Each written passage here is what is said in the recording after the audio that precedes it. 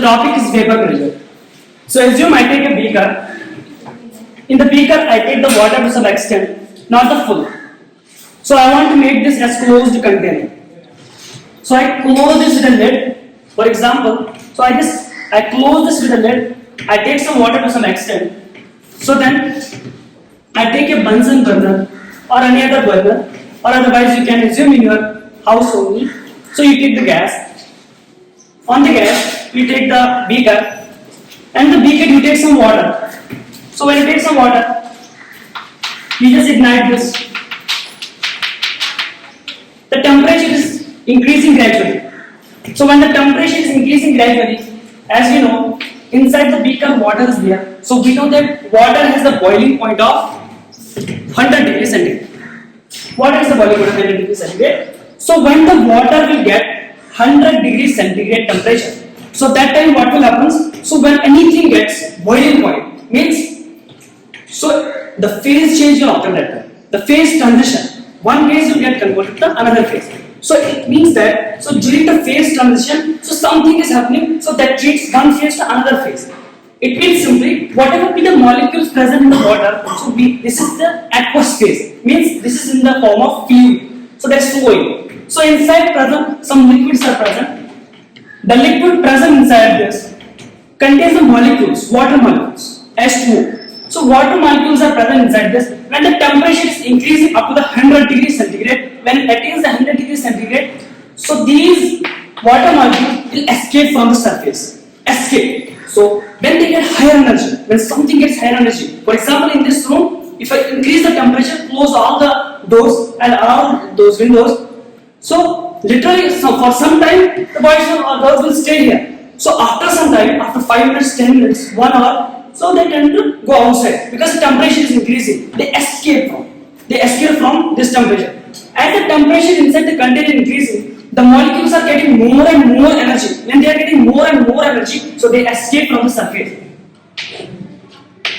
They escape from the surface. So starts to escape from the surface. So now you see inside the lid some space is there. Molecules are on the surface. They escape from the surface. So now the molecules will be inside this only. There is no space to go outside. I make this container as a closed system. So the molecules will strike with this. When they will strike with this, no space to go outside. When they will strike with this, no space to go outside. Just they will collide with each other now. Because literally, so gradually the temperature is increasing. At the first, this water molecules will be converted to the gaseous molecules. So we know that when the liquid phase gets converted to the gaseous phase, this process is called the evaporation. So the evaporation will vaporization. So the vaporization will be occur here. So the evaporation will occur here. So at the first, so we see the space is more at the first. When we increase the temperature, the liquid molecules gets converted to the vapors. So this process is called the evaporation. The evaporation will occur at the first. So as the temperature is increasing continuously at the constant temperature, and in the constant temperature, as the temperature is increasing, so I see in the next case, so in the first case what I see, the rate of evaporation is more than the condensation.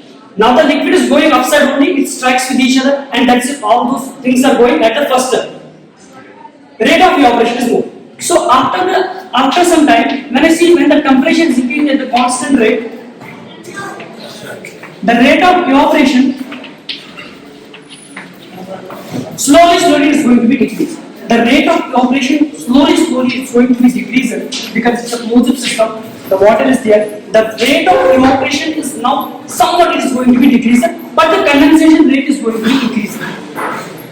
Condensation means so when these water molecules escape from the surface, they strike with the closed system. So now, when these one water molecule will be accumulated here, another water molecule will be accumulated here, another. You see, after some time, 5 minutes, 6 minutes, the water molecules will be accumulated on the surface.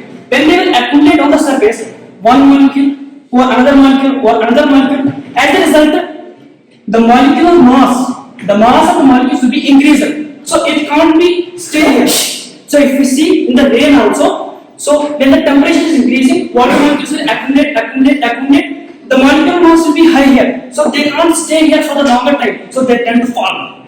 When the temp fall down, we see these vapors will get converted to liquid again, and this liquid has absorbed all these liquids and gets converted to the liquid again. This process is called the condensation. Simply we see first from the liquid vapors we formed evaporation.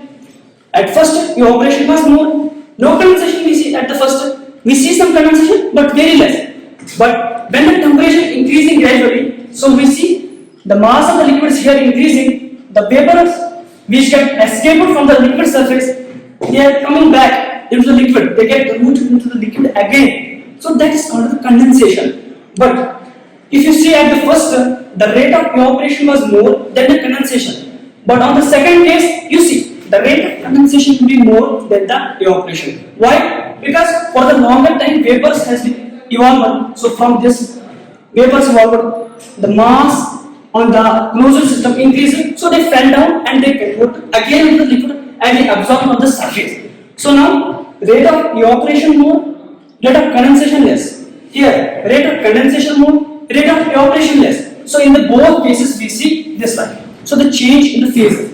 But so if we see when the rate of evaporation and rate of condensation will become equal. Rate of evaporation and the rate of condensation, then they will become equal. Means the liquid molecules leaving the surface and gets converted to the vapors will become equal to the molecules which are going from here and coming back into the liquid, gets converted again to the liquid, will become equal. The rate of evaporation becomes equal to the rate of condensation. So that process we call as the stage of equilibrium. Under the thermodynamic system, that stage is called the stage of equilibrium. So under the thermodynamic equilibrium, this all things happen. At first what we see, at second what we see. So at some temperature, the rate of evaporation will become equal to rate of condensation. So that process is called the stage of equilibrium. So now the equilibrium has been maintained. So now we will define the vapor pressure. Now you will define the vapor pressure. What is vapor pressure?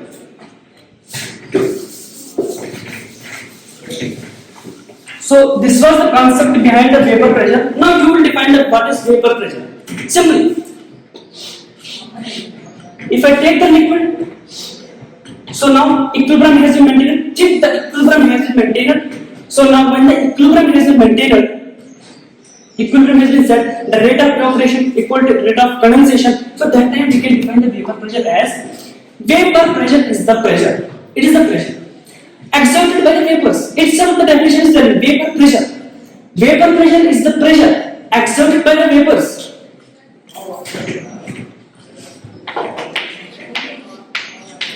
In thermodynamic equilibrium, these all things happen in thermodynamic equilibrium. When the thermodynamic equilibrium is set up, so then only the rate of evaporation becomes equal to the rate of condensation. So vapor pressure is the pressure exerted by the vapors in thermodynamic equilibrium with this condenser phase in a closed system at a given temperature.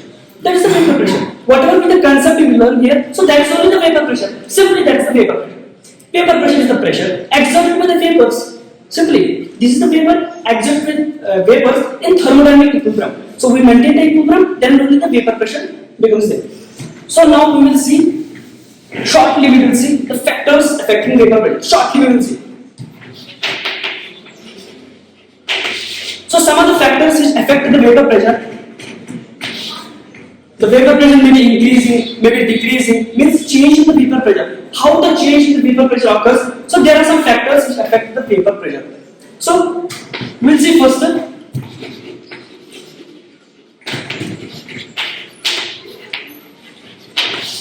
nature of liquid.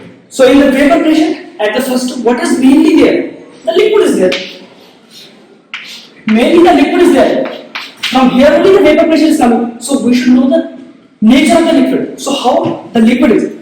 So if we talk about the nature of liquid, at the first thing, because we are increasing the temperature, due to the temperature, so who is going to be affected? The molecules are going to be affected. So that's why it is related to intermolecular forces.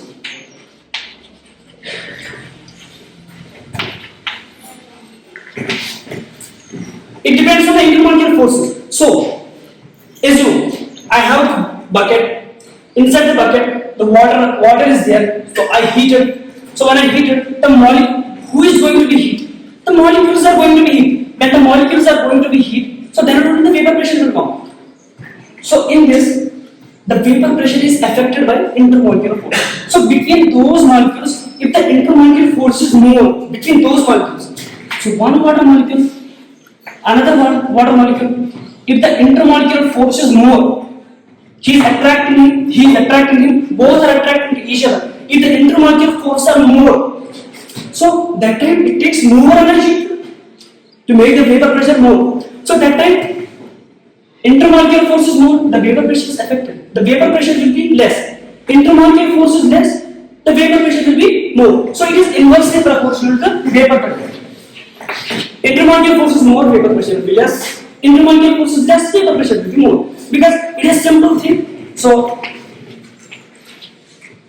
force will be more, it takes more energy to break the bonds. When it takes more energy to break the bonds, the kinetic energy will be less due to these molecules. The kinetic energy will be less. When it takes more energy, it takes more time to form the vapors. So then only we can say that vapor pressure is inversely proportional to the intermolecular forces. So next if we see,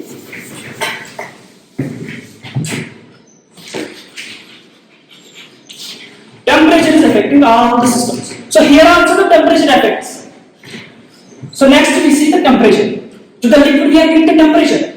So effect of temperature. So what is the effect of temperature on the vapor pressure? So if we see, when the temperature is increasing, when we increase the temperature, assume this is the liquid, closed system. When the temperature is increasing, when we increase the temperature, the molecules will vibrate. The molecules will start to vibrate because when they come to the boiling point, when the boiling point of the water occurs, so 100 degrees centigrade occurs, the molecules start to vibrate because they want excess energy. So they want to escape from the liquid. They want to escape from the liquid surface. So when they want to escape from the liquid surface, they will collide with each other and they will vibrate. When they will vibrate, so they start to escape. When they start to escape, so we know that the energy possessed by a body by virtue of its motion. In a body, when the energy comes by virtue of its motion, when a body comes in motion, see, I am just moving my hand. So due to motion, some energy came. So that energy is called a kinetic energy. So the molecules will undergo kinetic energy. They have more kinetic energy. I am increasing the pressure. I am increasing the temperature. Kinetic energy of the molecules is increasing. When I increase the kinetic energy of the molecules, the vapor pressure will be increasing. So vapor pressure directly proportional to temperature. Temperature is increasing, kinetic energy associated with the molecules is increasing. When the kinetic energy associated with the molecules is increasing, the escaping tendency of the molecules is also increasing. Because as we see, temperature increases, 100-degree temperature boiling point of water. When I am increasing the temperature at a constant rate, temperature increases, kinetic energy of the molecules is increasing. They are getting access more energy. So that time, what will happen? So these are the molecules. So they will start to move more and more. They get more energy. They will start to move more and more. When they start to move more and more, so that time the kinetic energy will come. Energy due to the motion. When the motion will be more, kinetic energy will be more. So that time the particles, the molecules will start to escape. The tendency to escape from the liquid surface is also increasing. So we like that only. So the favorite is that only. When the kinetic energy increases, motion of the particle increases, energy increases, then escaping capacity of the molecules increasing. So we like that only. So when the escaping capacity of the molecules increasing, vapor pressure increasing. So that we see vapor pressure is directly proportional to the temperature. So this is the second factor. Third factor simply we will see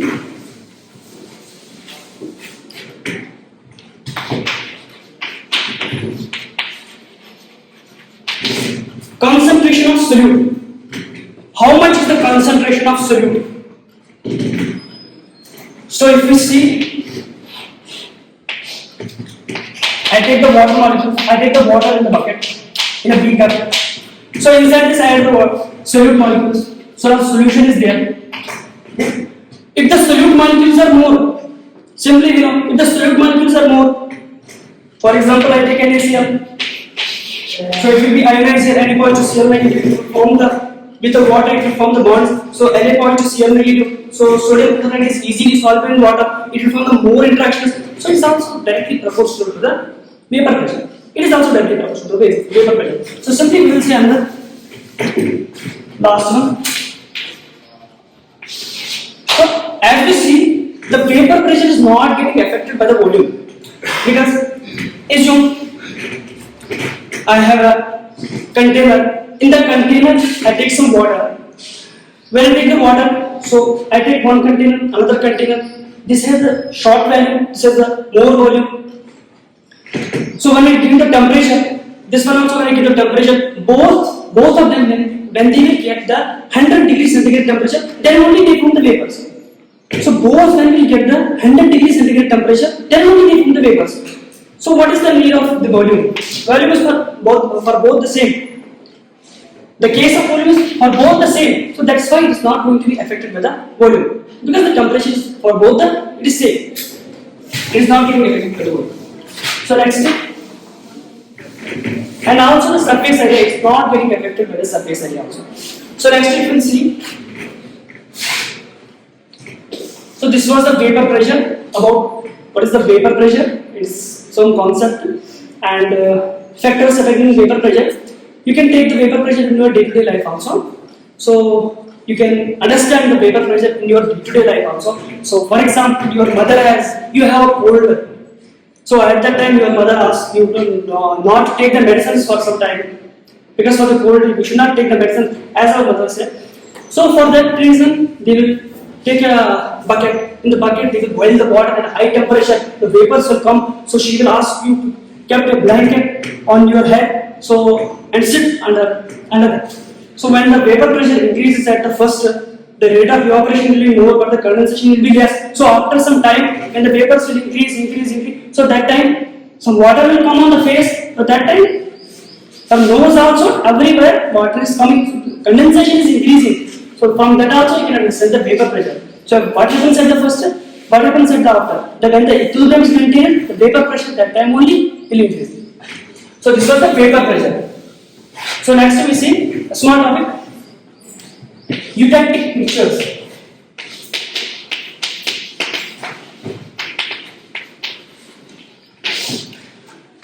So as we see, eutectic mixtures. So as the name indicates only, these are the mixtures. Eutectic mixtures are homogeneous mixtures. So these are the homogeneous mixtures. So same concentration we are taking. So eutectic mixtures are the homogeneous mixtures. So we will understand this by an example. A short example is there. We will understand this by this. So for example, I take a container. Assume I take a container. I take the liquid inside this. I take container. Inside this I take some liquid. The liquid is there. Now I will have two solutes or two solids in the form of solids. So I will have one solute. Another solute I will have. Solute A and solute B I add in this mixture. So I will make a mixture, water and two solutes I add. So now, so at the first, the melting point will be different. For this also, the melting point will be different. So as you take camphor and menthol. Both are different. Melting point will also be different. So I take two solutes in a bucket. In that I take a water in a container. I take the water. Two solutes I add. Solute A, solute B, having the different melting points. So I know at the first step this has a melting point more than this.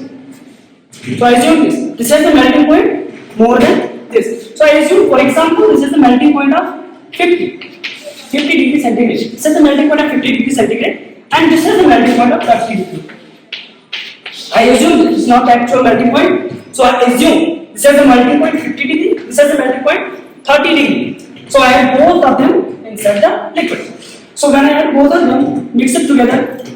The melting point of the melting point of camphor was 50. The melting point of menthol was 30. So when I add both of them, so what I see, when I make the mixture, melting point of this was, for example, it was this. Up to here, this was the range of the melting point. For example, this was the range of melting point up to 50. And I assume this was the melting point of this one. Somewhat slightly lower. The melting point of this was slightly lower. So I assume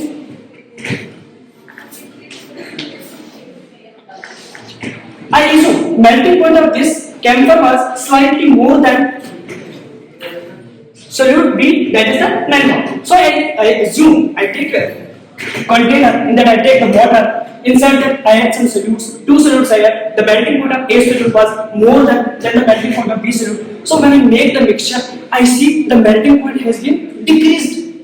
So they melted at low temperature. Melting point of this was 50 degree. Melting point of this was 30 degree. But they melted, for example, they melted at 20 degree. So this is different from this also. This is different from this also. So lower to this also. They melt at low temperature. So this is the eutectic mixture. The mixture, eutectic mixtures are the homogeneous mixtures in which contain the two or more liquids. So two liquids is contained. So here I show the two liquids. So two solids I saw, mixture of two solids.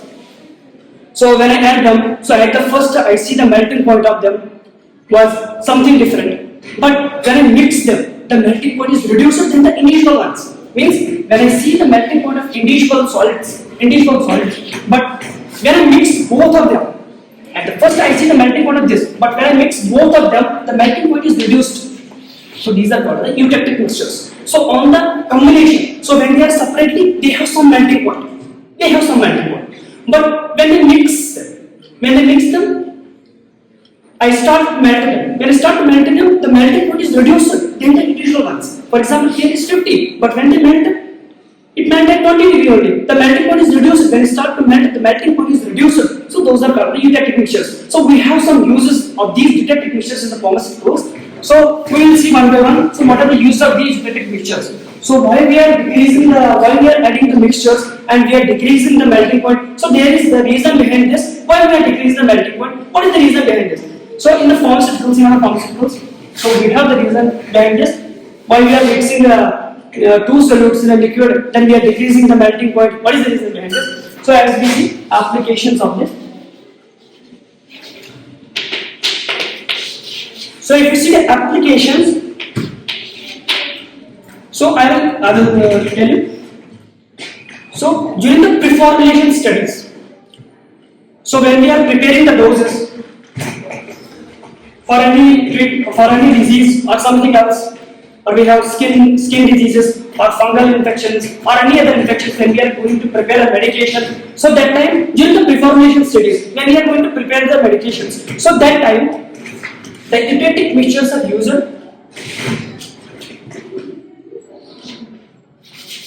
to see the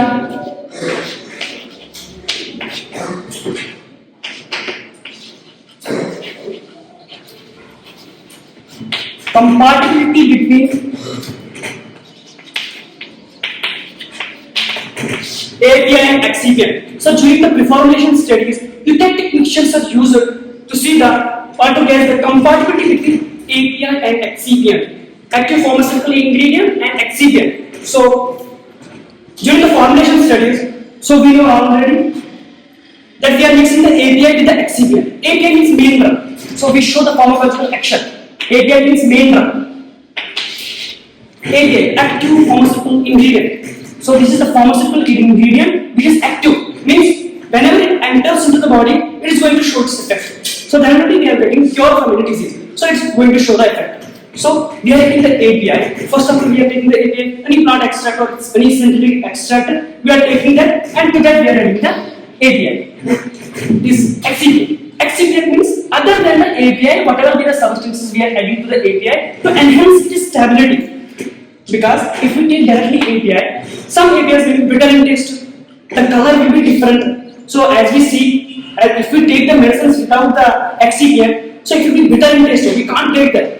Or otherwise, when we are taking inside our mouth, so it will melt here only. So the drug will not enter inside our body. So that time, so to prevent from the gastric juice or to prevent from any other receptors, so the drug should be entered into specific receptor. So for that we are adding the excipient. Excipients include the preservatives, it includes the adhesives, it includes the sweeteners or any other things. So which stabilizes our API and which do the pharmacological action. So when we are adding excipient to the API, this detective mixture will help us in selection of the proper excipient. So which excipient should be added to the API? It will help us that time which excipient should be added to the API. So next, skin penetration.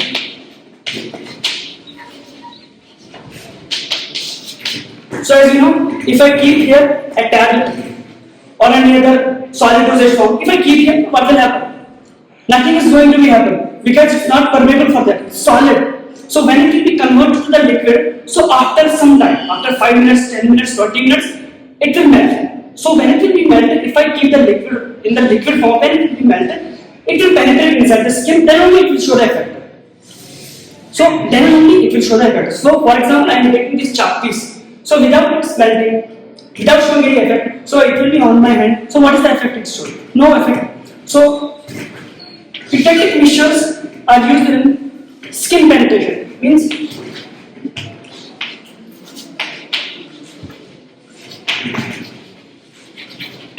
so pictetic mixtures are used in topical anesthetics. Topical anesthetics.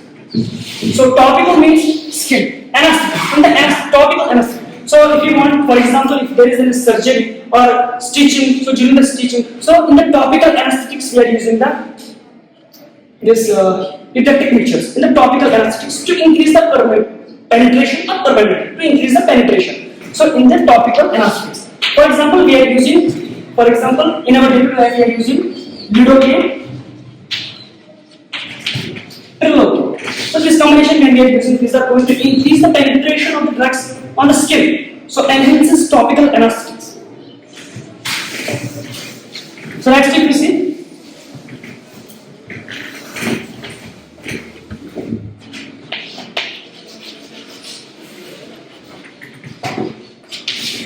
So if you know the suppositories, so I already discussed it. So suppositories.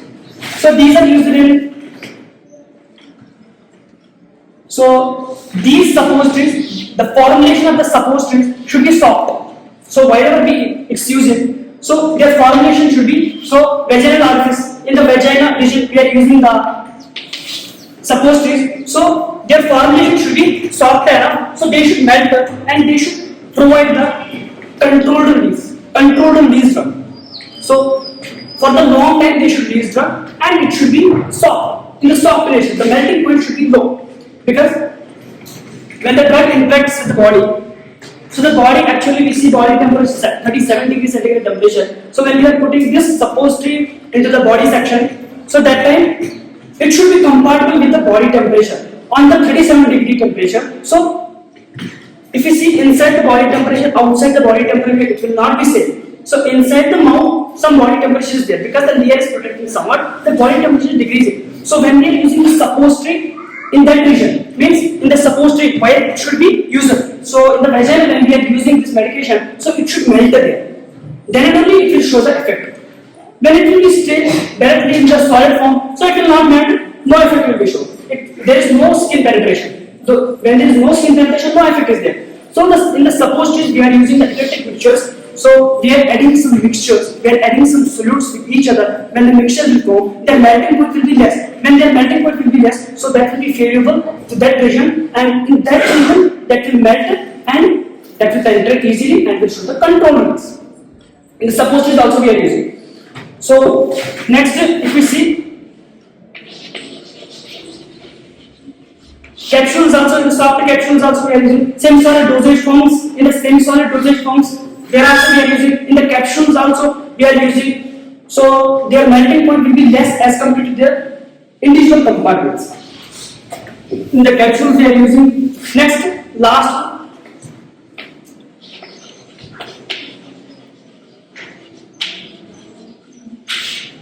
control release. So these pictetic mixtures when applied to the skin, when applied to any body, so when taken orally or from any way, So when these eutectic mixtures, so when the formulation contains the eutectic mixture when taken, so these are given the controlled release. As in the semi-solid dosage form, so their melting point will be less. When melting point will be less, so they give the effect for the longer time. Controlled release means they are giving the effect for the longer time. So we are, as we see the suppositories, so once we are applying the suppositories, it will give the effect for the longer time. 4 hours, 5 hours, 6 hours, it will give the effect for the longer time. So the control release, in the control release drugs also, we are using the eutectic mixtures. So these are the pharmaceutical applications of eutectic mixtures.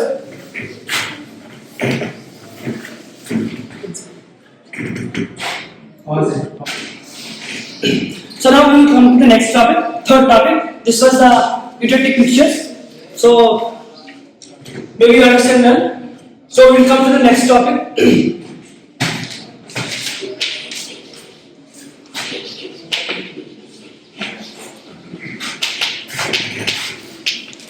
Sublimation critical point.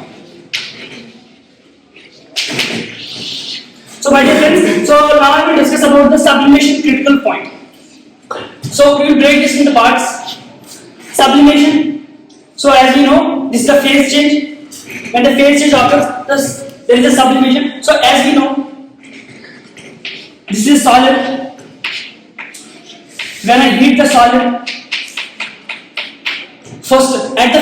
when I heat the solid, as we see in the normal way, when I heat the solid, simply it will get converted to the liquid.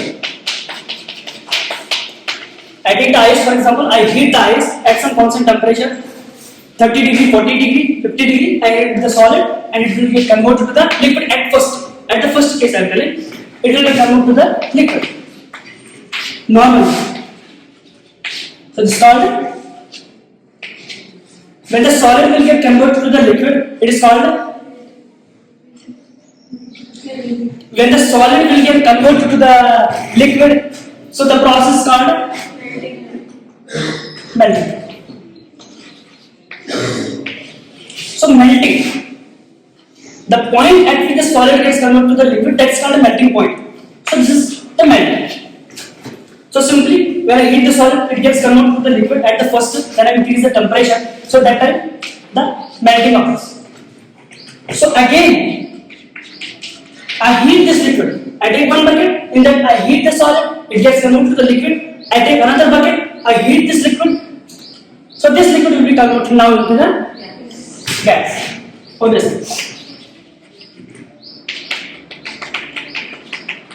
Now the molecules will be far away from each other because they got excess energy. Due to heat, first heat has given, so this will get some energy. So this will flow now, get converted to the liquid. Intermolecular forces will be reduced, so that will get converted to the liquid. So now it will flow. When it will get excess energy, the gas will be converted. So from the liquid, gas will convert. It will get more energy. The kinetic energy will be more. The kinetic energy of the molecules will be more. So they will be escape from each other. No collision is there. Here some collision is there. Here. So no collision is there now. Somewhat they are far away from each other because I take an open medium. So solid, liquid, gas. So this is simple. I'm telling.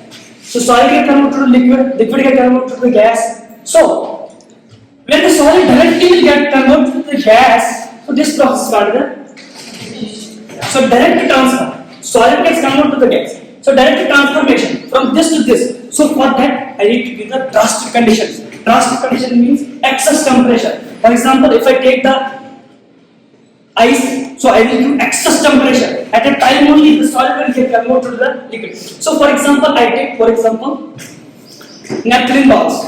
You know about naphthalene balls. So you keep another gloves to get some fragrance. To kill the molds only for that purpose. But what is that releasing? This is the naphthalene ball. Like that, the naphthalene balls will be there. So if you see, it is releasing the gas. Continuously it is releasing the gas inside the room. It is giving some fragrance but killing the molds also. So this naphthalene ball, then you see here, that at the room temperature only, at the 25 degrees centigrade only, this naphthalene ball gets converted to the gas. So this is showing the sublimation process directly without drastic conditions only. So naphthalene. Camphor also, that's showing the specific sublimation effect. So at the room temperature only, this will show the This will get converted into the gases. So that is sublimation. So now we will discuss sublimation critical point. So sublimation critical point is nothing but these are the specific conditions. Sublimation critical point is the specific conditions of temperature and pressure. So after that we will see. So we will see first definition. So these are the specific conditions of temperature, some specific conditions, and pressure, in which the solid, liquid, and gas. All these phases will coexist. All these phases will coexist. So we will see here in the sublimation. So these are the specific conditions of temperature and pressure. So at which the solid, liquid, and gas, all those three phases will coexist in the equilibrium. When the equilibrium will set up, equilibrium means equal condition. When the equilibrium will set up, so that time the solid will get the solid, liquid, and gas phases. So they will coexist. So that time they will coexist. So that time what will happen? The solid will get converted to liquid, liquid will get converted to gas, gas will be converted to liquid, liquid will get converted. The phase transitions between the phases will occur that time in the sublimation critical point. So these are the specific conditions of temperature and pressure at which the solid, liquid, and gas, all those three phases will be coincide. So that time at the equilibrium, when the equilibrium will set up, so that time phase transitions between these phases will occur. So we will see now with an example. So how this sublimation critical point. So what is that specific temperature and pressure?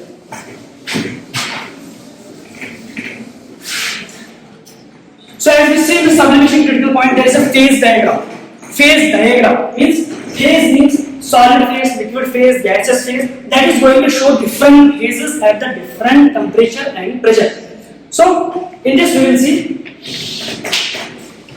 So time is running. So in the phase diagram, so I take x-axis, y-axis. So on the x-axis, I take the temperature. On the y-axis, I take the pressure. So I am taking temperature on x-axis, I am taking pressure on the y-axis.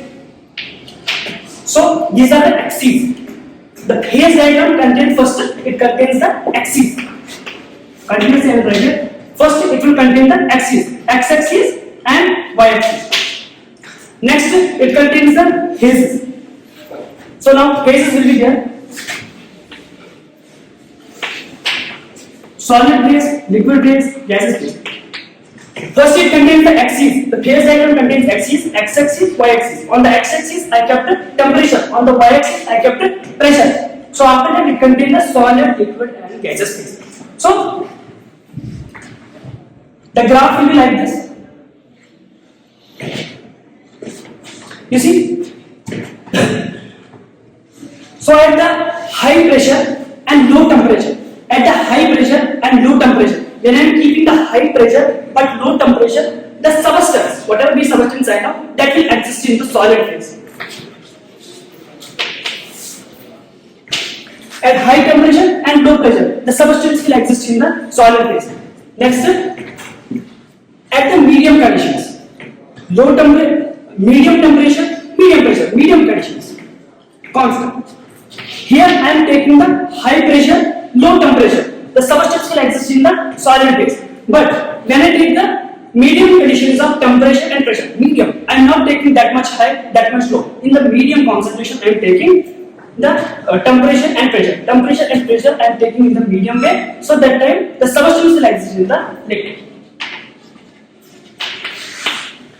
So this is first case, this is second case. When I am keeping the pressure more, temperature less. So that time substance will exist in the solid phase. When I am keeping the temperature moderate as well as the pressure is also moderate. So I am keeping both of them moderate means medium. So that time the substance will exist in the liquid phase. But when I am taking the drastic condition, when I am keeping the temperature high, pressure high, so that time the substance will exist in the gaseous phase.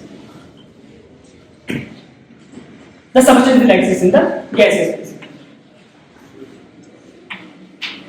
So as we know, when I am increasing, I take a bucket, inside that I take the water, assume in your mind. So I take a bucket, inside that I take some water, I give the temperature, high temperature and high pressure. So that time the substance will exist in the gaseous phase. The gases will occur. So the gaseous phase will become there. So that time we see here.